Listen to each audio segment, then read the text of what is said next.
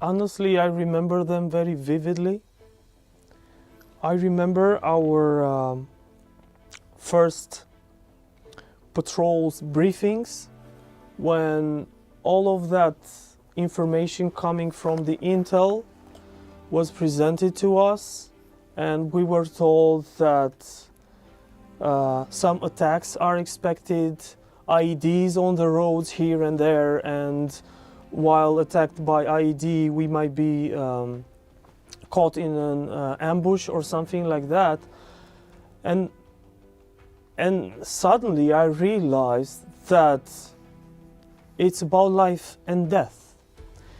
And I started to wonder myself, and I'm gonna go back home alive from here, having all of these dangers surrounding us. I mean, it's not like you wouldn't expect that, but you wouldn't expect it to be at that scale.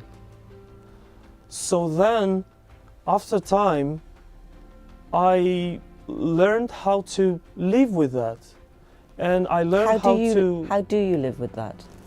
Well, you just start to understand that something may happen anytime, any moment, and you may just be caught in between, and that's it. You have to live with it.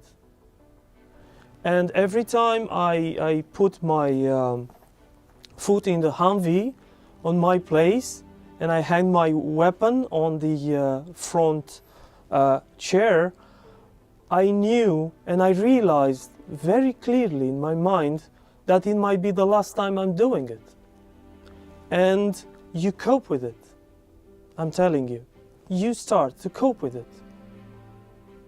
And it's a sort of a very strange feeling, because you start to acknowledge every moment from that point. I don't know, having a coffee with one of your teammates, or tasting a biscuit in the car, with much more, which all of your senses to a higher level, let's say. Because, you know, it might be the last time you're doing it. And you just forget about it. You obviously witnessed people, you're sitting here today, but there were people where you had that last biscuit with. Yes. And you had that last coffee with. Indeed. How were those moments? Well, it's pretty hard to talk about that, honestly, even after more than 13 years. But at the beginning, you just don't realize what happened. Or, I'm not a psychologist, but I think it's a cope mechanism of the brain which doesn't want to perceive reality as it is.